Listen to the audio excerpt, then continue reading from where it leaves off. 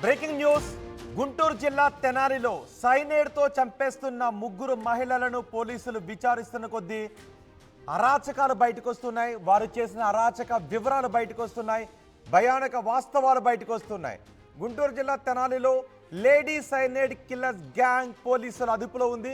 ఇప్పుడు మీరు చూస్తున్న ఈ ముగ్గురు మహిళలే సైనైడ్ పెట్టి చంపేస్తున్న కిరాతక మహిళలు. తెనాలికి చెందిన రమణమ్మ, రజని, వెంకటేశ్వరి. ఇందులో ఒక మహిళ విదేశాలకు వెళ్ళి మరీ వచ్చింది. అప్పులు తీసుకున్న తర్వాత అప్పిచ్చిన వాళ్ళు అప్పు అడిగితే వాళ్ళను సైనైడ్ పెట్టి చంపేయటం. ఇది ఈ గ్యాంగ్ అరాచకాలు. ఎడ్ల లింగయ్య కాలనీలో సైనైడ్ గ్యాంగ్ చేతిలో 4 ఇప్పటికే చనిపోయారు. కాలనీలో కిరాణా షాప్ నిర్వహిస్తున్నారు సైనైడ్ కిల్లర్ గ్యాంగ్. వారు కిరాణా షాప్ నిర్వహిస్తూ అక్కడున్న స్థానికులతో పరిచయాలు పెంచుకొని అలా పరిచయమైన వారిని డబ్బులు అడుగుతారు. అందులో కొంతమంది డబ్బులు ఇస్తారు. ఆ డబ్బు ఇచ్చిన వాళ్ళు తిరిగి అడిగితే వాళ్లకు ఏదో ఒక రకంగా సైనైడ్ పెట్టి చంపేస్తారు. తిరిగి డబ్బులు చెల్లించిన అవసరం లేదు అని ఇలాంటి కిరాతక చర్యలకు పాల్పడుతున్నారు ఈ ముగ్గురు మహిళలు. అంతేకాదు భార్యాభర్తల మధ్య విభేదాలు సృష్టించి వారిని హత్యలు చేస్తున్నారు ఈ మహిళలు. వీరు తెనాలికి చెందిన మహిళలు రమణమ్మ, రజని, వెంకటేశ్వరి. వీరి చేతిలో ఇప్పటికే 4 చనిపోయారు. మరో 3ని చంపేయడానికి వీళ్ళు ప్లాన్ వేస్తే ఆ ప్లాన్ బెడిసి కొట్టింది. ఇప్పుడు పోలీసుల అదుపులో ఉన్నారు ఈ ముగ్గురు మహిళలు. పూర్తి సమాచారం తెనాలి నుంచి మా ప్రతినిధి రామారావు అందిస్తారు. చిన్న వ్యాపారం, అవసరానికి అప్పు తీసుకుంటారు, మళ్ళీ అప్పు ఇవ్వమని అడిగితే సైనైడ్ కలిపి చంపుతారు. ఇది గుంటూరు జిల్లా తెనాలికి చెందిన ముగ్గురు మహిళల భాగవతం. గుంటూరు జిల్లా తెనాలికి చెందినటువంటి ఎడ్ల లింగయ్య కాలనీకి చెందినటువంటి మహిళలు ముగ్గురు కూడా ఇదే పరిస్థితి.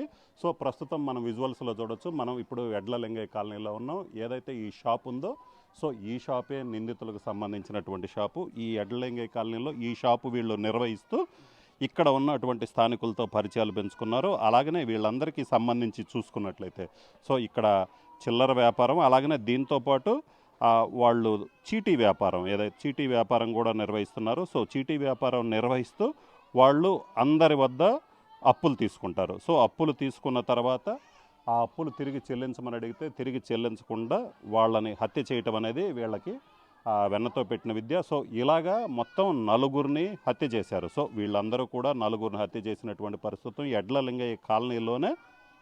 వీళ్ళకి సంబంధించి చూసుకున్నట్లయితే ఎడ్ల లింగయ్య కాలనీలో కూడా వీళ్ళు 3 హత్య చేశారు. సో వీళ్ళంతా కూడా ఇదే ప్రాంతానికి చెందిన వాళ్ళు. సో వీళ్ళు 3 చూసుకున్నట్లయితే ప్రధానంగా గొంతు రవణమ్మ, సో ఆమెకు సంబంధించినటువంటి ఇది. తర్వాత మునగప్ప రజని, దాంతోపాటు వడియాల వెంకటేశ్వరి. సో వీళ్ళ 3 కలిసి కూడా హత్యలకు పాల్పడ్డారు. అయితే ఈ కాలనీలో ప్రస్తుతం అయితే మాత్రం వీళ్ళదే ఏదైతే అసలు ఈ మహిళలు హత్య చేయటం అనేదే సంచలనంగా మారినటువంటి పరిస్థితి ఉంది. వీళ్ళ ఇంటి పక్కనే ఉన్నటువంటి ఏదైతే రవణమ్మ ఇంటి పక్కనే ఉన్నటువంటి నాగూర్ బి హౌస్ అనమాట ఇది. ఇప్పుడు ప్రస్తుతం మనం అక్కడ బయట ఒక అబ్బాయి ఉన్నాడు, ఆ అబ్బాయి నాగూర్ బి కొడుకు. సో ఈమె కూడా రమణమ్మకి అప్పుగా డబ్బులు ఇచ్చింది. ఆ డబ్బులు అడిగిన సమయంలోనే ఆమెను తీసుకెళ్ళి సైనైడ్ ఏదైతే మద్యం ఏదైతే ఈ బ్రీజర్ తాగాలని ఆమెను పిలిచి బ్రీజర్లో సైనైడ్ కలిపి ఇచ్చి చంపినటువంటి పరిస్థితి ఉంది. అసలు ఎందుకు ఇంత దారుణమైన పరిస్థితి వచ్చిందనేది తెలుసుకునేందుకు ప్రయత్నిద్దాం. చెప్పండి, అసలు మీ మదర్ నాగూర్ బీకి ఈమెకి వీళ్ళకు ఉన్నటువంటి ఆ గొడవ ఏంటి? గొడవ అయితే ఏం లేదు సార్. ఆమె బుజ్జి అనే ఆమె మెయిన్ నిందితురాలంటండి. వాళ్ళ అమ్మ ఏమో బొంతు రమణమ్మ గారండి. మా ఇద్దరికైతే గొడవలు ఏం లేవు. మా అమ్మగారి దగ్గర వాళ్ళు చీటీ పాటలు వేస్తారు, వడ్డీలకి డబ్బులు తీసుకుంటారు సార్. అసలు వీళ్ళ మీద డౌట్ రాలేదండి. జూన్ నెల 5వ తారీఖు మా అమ్మగారు నగల దుకాణంలో ఉన్న వస్తువు తాగట్లో ఉంది సార్ మాది, అది విడిపించుకొని వస్తా అని చెప్పి ఇంట్లో చెప్పి వెళ్ళారు. అప్పుడు వెళ్ళినామా ఇంకా తిరిగి రాలేదు. మేమందరం కంగారు పడి వెతికాం సార్, అయినా కూడా ఆమె ఆచూకీ లభించలేదు. 2 రోజులు వెతికాము, అయినా కూడా లేదు. జూన్ నెల 7వ తారీఖు తెనాలి 3 టౌన్ పోలీస్ స్టేషన్లో కేసు పెట్టాం సార్. వాళ్ళు కేసు నమోదు చేసుకుని దర్యాప్తు చేశారు సార్. జూన్ నెల 13వ తారీఖు వడ్లమూడి దగ్గర గుర్తు తెలియని మహిళ మృతదేహం అని చెప్పేసి వార్తలు వచ్చినాయి సార్. ఆ వార్తలు చూసి మేము తెనాలి 3 టౌన్ పోలీస్ స్టేషన్ దగ్గరికి వెళ్ళామండి. తెనాలి 3 టౌన్ పోలీస్ స్టేషన్ దగ్గరికి వెళ్తే వాళ్ళు కొన్ని డెడ్ బాడీ ఫోటోలు చూపించారు సార్. చూపిస్తే అది మా అమ్మగారిది అని నిర్ధారించుకున్నాం. జూన్ నెల 14 గుంటూరు మార్చిరిలో పోస్ట్ మార్టం నిర్వహించారు సార్. అది ఆ డెడ్ బాడీ వడ్లమూడి గ్రామంలో జరిగింది కాబట్టి మీ మదర్ చేబ్రోల్ అది మా అమ్మగారిది డెడ్ బాడీ వడ్లమూడి గ్రామంలో జరిగింది కాబట్టి చేబ్రోల్ పోలీసు వాళ్ళు కేసు నమోదు చేశారు సార్. జూన్ నెల 14వ తారీఖు. అప్పటి నుంచి ఇప్పుడు దాకా చనిపోయి 3 నెలలు అవుతుంది సార్. ఈ పోలీసు వాళ్ళు కొంచెం లేట్ పట్టింది సార్ కేసు దర్యాప్తు చేయటం. మేమేమో కొంచెం పోలీసు వాళ్ళ మీద అనుమానం వ్యక్తం చేశాం సార్, సరిగా పట్టించుకోవట్లేదేమో అని. మంత్రి నాదెండ్ల మనోహర్ గారి దగ్గరికి వెళ్ళాం సార్. మేము ఆ కేసు పెట్టాం సార్, కేసు పట్టించుకోవట్లేదని. మంత్రి సో చెప్పండి, అంటే ఇప్పుడు మీరు ఎవరైతే ఉన్నారో ఈ రమణమ్మ, సో ఆమె ఇలాగ హత్య చేసింది అనే విషయం తెలిసిన తర్వాత మీరు ఏమనుకున్నారు? అంటే మీ పక్కనే ఉంటున్నారు, మీ ఇంటి పక్కనే ఉంటున్నారు. అనుమానం రాలేదండి అసలు రాలే. రజనీ ఫోన్ నెంబర్ని దాని ద్వారా కేసు పెట్టి పెడితే వాళ్ళ ద్వారా అన్నీ బయటకు వచ్చినాయి. ఇలా చేస్తారని మేము అనుకోవాలా. వాళ్ళని ఉరేయాలి, అసలు ఉంచకూడదు. వాళ్ళని జైల్లో ఉరేస్తాం బెటర్, లేకపోతే జీవితాంతం ఉంటాం. ఏదో చేయాలి, న్యాయం చేయాలి. మాకు మాత్రం న్యాయం జరగాలి. ఎందుకంటే 4 చిన్నపిల్లలు ఉన్నారు, ఏంది చంపేసింది. మరి ఆ నమ్మకం తీసుకెళ్ళి రజనీ అనే నమ్మకంగా తీసుకెళ్ళింది, ఆమెను కూడా ఉరేయాలి. రజనీని, రమణమ్మని, వెంకటేశ్వరమ్మని ముగ్గురిని ఉరేయాలి, లేకపోతే జీవితాంతం వేయాలి. అంటే నమ్మకంగా తీసుకెళ్ళింది రజనీ కూడా. సో ఇది పరిస్థితి. నమ్మకంగా తీసుకెళ్ళి తన భార్యని అత్యంత దారుణంగా చంపారు. సో వాళ్ళకి ఉరిశిక్ష విధించాలని కూడా చెప్పడం జరుగుతుంది. అలాగనే ఇదే కాలనీకి సంబంధించినటువంటి మరొక వ్యక్తిని కూడా, ఎందుకంటే వాళ్ళు ఏదైతే సెనైడ్ తినే ఆహారంలో కావచ్చు, అలాగనే తాగే కూల్ డ్రింక్లో ఏదైనా కావచ్చు, సెనైడ్ కలిపేసేసి సో హత్య చేయటం అనేది వాళ్ళకి అలవాటుగా మారినటువంటి పరిస్థితి ఉంది. అయితే అక్కడే ఇంకొక ఇదే కాలనీకి సంబంధించి చూసుకున్నట్లయితే మరొక ఇద్దరిని కూడా హత్య చేసినటువంటి పరిస్థితి ఉంది. దీంతో ఏదైతే వీళ్ళు ఇలాగ సైనైడ్ కలిపి హత్య చేస్తారు అన్న విషయం తెలిసిన వెంటనే సో ఏదైతే గ్రామంలో ఉన్న వాళ్ళందరూ కూడా పూర్తిగా ఆందోళనకి గురైనటువంటి పరిస్థితి అయితే మనకు కనిపిస్తుంది. ఇక్కడ మహిళలు చూడొచ్చు. సో మహిళలు కూడా మహిళలు కూడా పూర్తిగా కాలనీలో ఉన్న వాళ్ళందరూ కూడా పూర్తిగా ఆందోళన వ్యక్తం చేస్తున్నటువంటి పరిస్థితి ఉంది. ఏంది ఇంత దారుణమైనటువంటి పరిస్థితి తమకి ఉందే అనే విషయం అయితే మాత్రం వాళ్ళకు కూడా అసలు ఈ విషయం తెలుసుకున్న వెంటనే వాళ్ళు కూడా పూర్తిగా ఆందోళనకు గురవుతున్నారు. ఏదైతే ఇలాంటి వాళ్ళని కఠినంగా శిక్షించాలని కూడా వాళ్ళు డిమాండ్ చేస్తున్నటువంటి పరిస్థితి ఉంది. అలాగే ఇంకొంతమంది మహిళలు ఏదైతే ఇక్కడ స్థానికంగా ఉన్నటువంటి మహిళలు కొంతమంది మీద కూడా ఇలాంటి హత్య ప్రయత్నాలే జరిగాయని చెప్తున్నారు. చెప్పమ్మా, అసలు మీ కాలనీలో ఇలాంటి వాళ్ళు ఉన్నారంటే మీకేమనిపిస్తుంది? మాకేమనిపిస్తుందండి, భయపడి చేస్తుంటే మేము భయపడి అసలు ఇల్లే ఉండకూడదు అనుకుంటున్నాం మేము. 40 సంవత్సరాలండి మా కాళ్ళకు సమాసం. మేము కట్ట మీద కూడా మేము 40 సంవత్సరాల నుంచి ఉన్నాం. మేము ఇట్ట చేశారంటే మేమే నమ్మలేకపోతున్నాం. అసలు ఇట్టాటి ముండలు ఉండారంటే దేశం మీద అసలు వద్దు, శిక్ష బాగా వేయాలి వాళ్ళకైతే, శిక్ష బాగా వేయాలి. సో మహిళలు ఉన్నారు, వాళ్ళు కూడా, ఎందుకంటే ఇక్కడ వాళ్ళతో ఎప్పటి నుంచో పరిచయం ఉన్నటువంటి మహిళలు ఉన్నారు, వాళ్ళు కూడా ఇలాంటి వాళ్ళు మా మధ్య ఉండటానికి వీల్లేదని చెప్తున్నారు. చెప్పండి అమ్మా, వీళ్ళు ముగ్గురు కలిసి మీ కాలనీకి సంబంధించిన వాళ్ళని ఏదైతే నాగూరు బేవ్ కావచ్చు, ఇంకా చాలా మందిని కూడా హత్య చేశారు. మీ వదిన, సో మీ వదిన ఈ విధంగా చేసింది, ఇలాగ చాలా మందిని హత్య చేసింది, సెనైడ్ ఇచ్చి ఏదైతే తాగే ఆహారం, సో చచ్చిపోయినాము మీ వదిన. సో అంటే వీళ్ళు మీకు తెలుసా ఈ రమణమ్మ? చిన్నప్పటి నుంచి తెలుసు, మా ఇంటి పక్కనే. మేము ఇట్లాంటి వాళ్ళు అనుకోలేదు. నన్ను కూడా నేను డబ్బులు ఇవ్వాలైతే నన్ను కూడా రమ్మన్నారు. వెళ్ళాను, టీ ఇచ్చారు, తాగాను, సైకిల్ వేసుకొని వచ్చాను, కాసేపు ఆడుకున్నాను. నా జోబులో 15,000 ఏమనియో నాకు తెలియదు. అంటే మీరు కూడా వాళ్ళకి అప్పిచ్చారా? నేను నాకు డబ్బులు ఇవ్వాలి వాళ్ళు, ఒక 50,000. అందుకని రమ్మన్నారు, ఇంట్రెస్ట్ ఇస్తాం రమ్మంటే వెళ్ళాను. వెళ్తే డబ్బులు ఇవ్వలేదు, సమాధానం చెప్పి టీ ఇచ్చారు, తాగేసి వచ్చేసాను. తర్వాత నా జోబులో డబ్బులు. అంటే మిమ్మల్ని పిలిచి మీ దగ్గర డబ్బులు కొట్టేశారు అనుకోవచ్చు? కొట్టేశారేమో తెలియదు, నాకు డబ్బులు పోయిన విషయం తెలీదు. టీ మట్టుకి తాగి వచ్చేసాను. అంటే మీకు టీ ఇచ్చినప్పుడు మీకు ఏమన్నా అనిపించిందా? కొంచెం అట్టా ఉంది, ఏందమ్మా టీ ఇట్టు ఉంది ఏంటంటే ఆకేసి కాసుకుంటాం మేము అంది. సరేలే మన మనుషులు తెలిసిన మనుషులు తాగేసి వచ్చేసాను. డబ్బులు పోయిన విషయం నాకు తెలియదు, ఏడపోయిందో నాకు మటుకు తెలియదు. వాళ్ళ మీద నేను ఎట్లా చెప్పానండి, నాకు తెలియదు కదా అది. సో ఇది పరిస్థితి. ఈ మహిళ కూడా డబ్బులు ఇచ్చింది. సో ఆ మహిళకు కూడా డబ్బులు ఇచ్చారు. అయితే వాళ్ళ దగ్గరికి పోయి టీ ఇచ్చిన తర్వాత తన దగ్గర ఉన్నటువంటి డబ్బులు కూడా కనిపించలేదని చెప్తున్నారు. అలాగనే కొంతమంది మహిళలు చెప్పమ్మా, అంటే మీ కాలనీకి సంబంధించిన వాళ్ళు, మీ మధ్య ఎప్పటి నుంచో ఉంటున్న వాళ్ళు ఇలాగ అత్యంత దారుణంగా మీ కాలనీకి సంబంధించిన వాళ్ళు కావచ్చు, బయట వ్యక్తులు కానీ చంపుతున్నటువంటి పరిస్థితి ఉన్నారండి. ఇంత 3-4 చంపారు.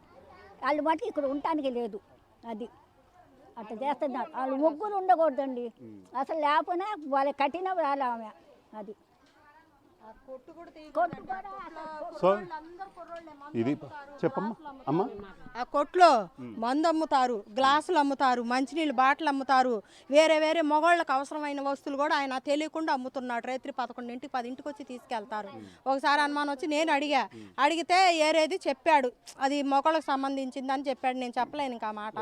చెప్పిన తర్వాత ఎందుకు ఈ పనులు అని చెప్పి అంటే వాళ్ళు తెమ్మంటే తెచ్చిచ్చానని చెప్పి ఆ మగ మనిషి కూడా చెబుతున్నారు. వీళ్ళు ముగ్గురు మాత్రం అన్నీ తెలిసే చేశారండి. ఇప్పుడు వాళ్ళు మాకు ఇప్పుడు కాదు, వాళ్ళు తెలిసింది కాలువ కట్ట మీద నుంచి తెలుసు. వాళ్ళకి కొంచెం మాకు చుట్టరికం. వాళ్ళు కూడా కాలువ కట్ట మీద మేము నా పెళ్ళైన కాడి నుంచి మేము అంతా ఒకసారి ఉన్నామండి. అప్పటి నుంచి ఇక్కడ ఉంటున్నాం. ఆ అమ్మాయి నా పెళ్ళైనప్పుడు ఈ అమ్మాయి పుట్టలా, అసలు ఈ అమ్మాయి పుట్టలా నా పెళ్ళైనప్పుడు.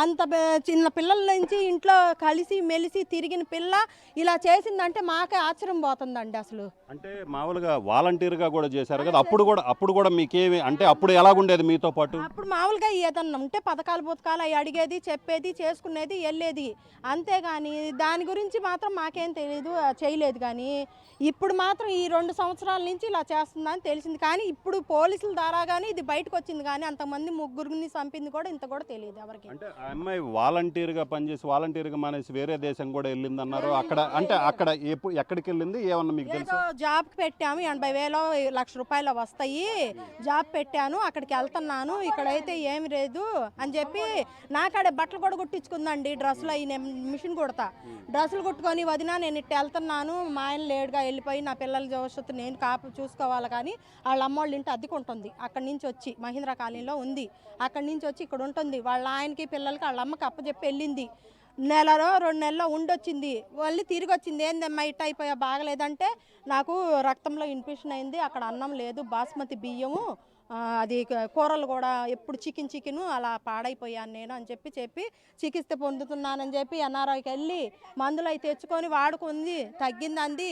అదేదో కాలేజీలో కంప్యూటర్ క్లాసులకి వెళ్తున్నానని చెప్పింది మాకు. తర్వాత మాకైతే ఇది తెలియదు. ఇక్కడ నాగమ్మ అని ఒక ఆమె ఉంది, ఆమె పొద్దుగూకులు ఆమె కొట్టుకాడే ఉంటుంది. ఆమెకి వడ్డీలకి ఇమ్మని డబ్బులు ఇచ్చిందంట.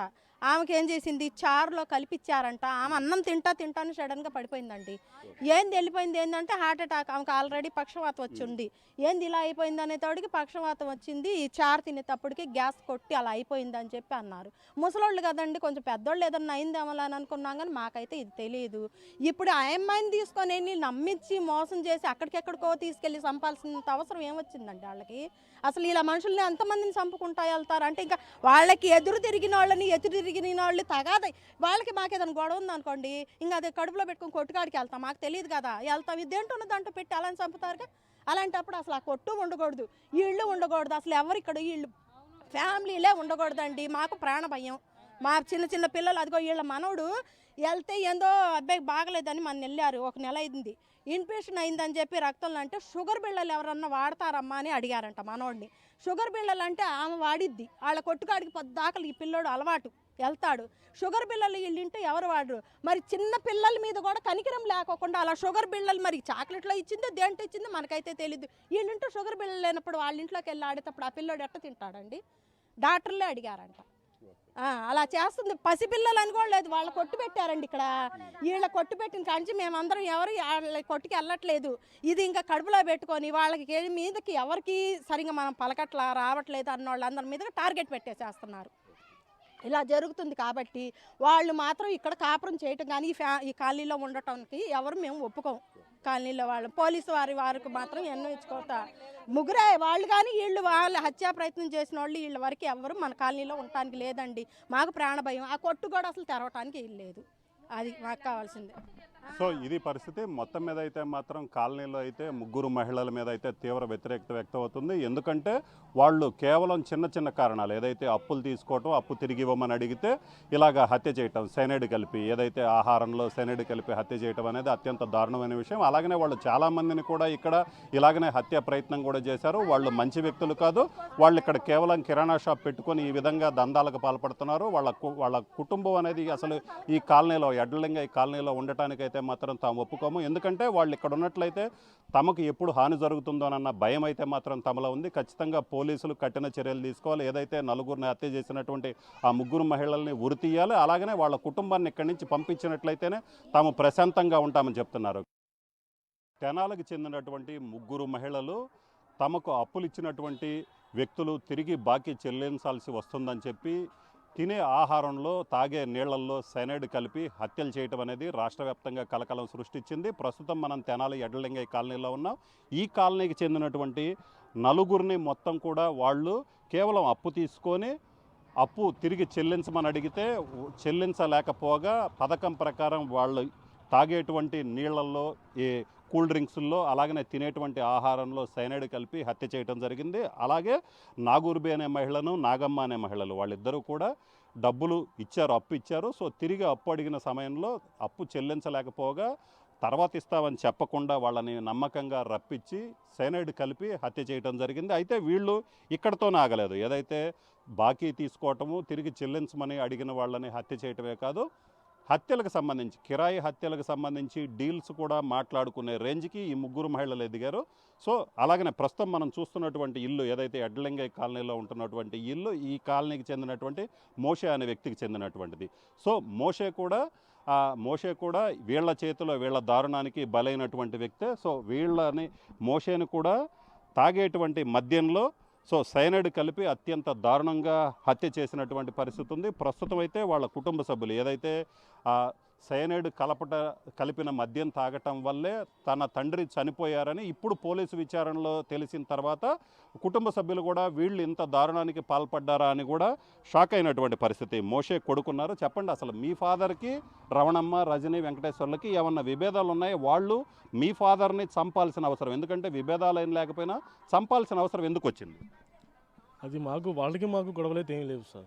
మా నాన్నగారు తాగి వెళ్తూ ఉంటారు, అరుచుకుంటూ వెళ్తూ ఉంటారు. కొట్టుగాడికి వెళ్ళి అక్కని బాగానే పలకరిస్తారు. ఏం జరిగిందో తెలియదు. ఒకరోజు మాత్రం కొట్టుగాడికి వెళ్తా ఏదో సిగరెట్ లెవెల్ అయ్యలేదని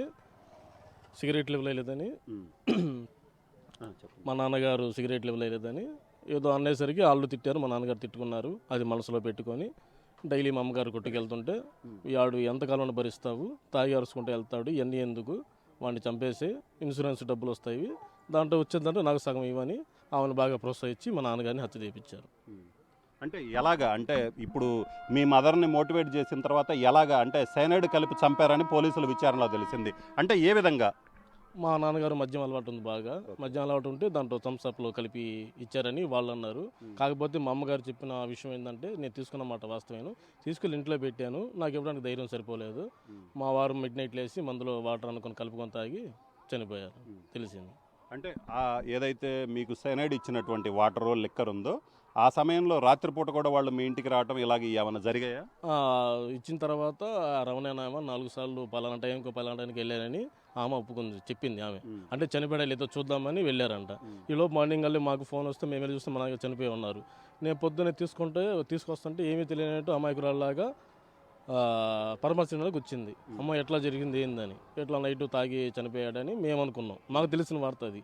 కానీ మొన్న పోలీసు విచారణలో తెలియదంటే మా నాన్నగారిని హత్య చేశారు, సైనైడ్ ఇచ్చని తెలిసింది. అంటే మీకు ఇప్పుడు మీ ఫాదర్ని హత్య చేస్తే డబ్బులు వస్తాయని మీ మదర్ని మోటివేట్ చేశారు. సో అంటే ఆ డబ్బులు వచ్చిన తర్వాత డబ్బులు కూడా తీసుకోవడం జరిగిందా? మా నాన్నకి ఇన్సూరెన్స్ రాలేదు సార్, 53 years ఉన్నాయని రావని చెప్పారు సార్, అది జరిగింది.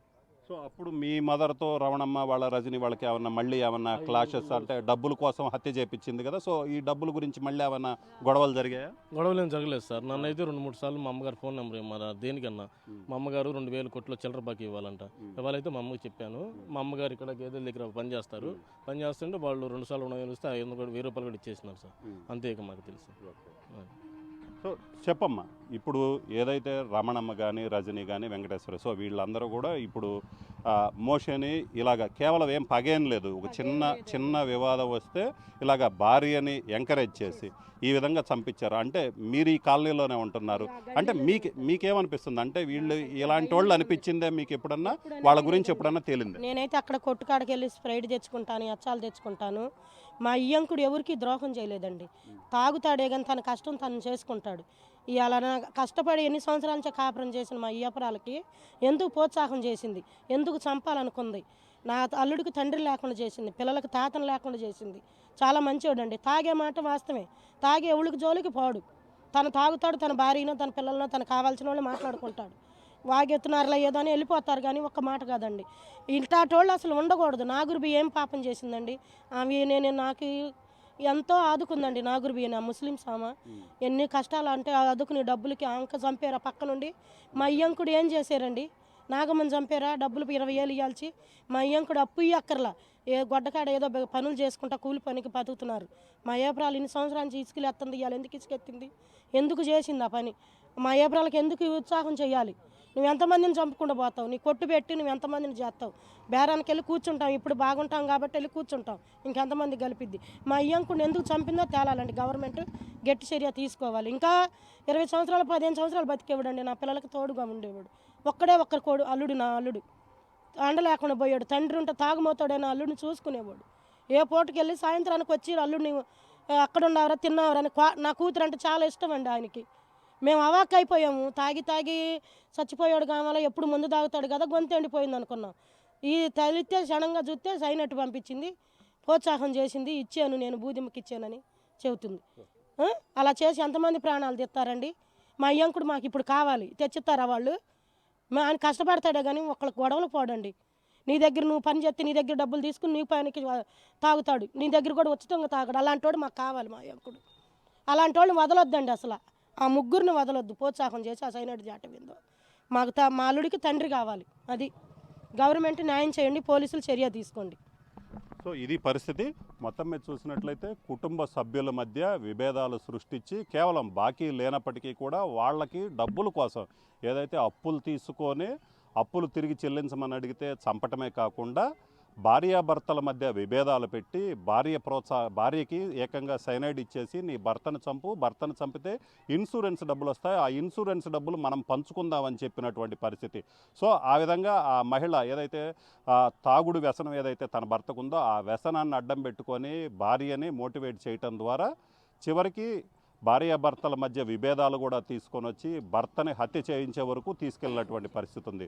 సో ఇలాగే ఈ ప్రాంతంలోనే ఈ విధమైనటువంటి దారుణాలకు పాల్పడింది. బయట ఇంకెన్ని ఆ దారుణాలు చేసిందో తెలియని పరిస్థితి ఉంది.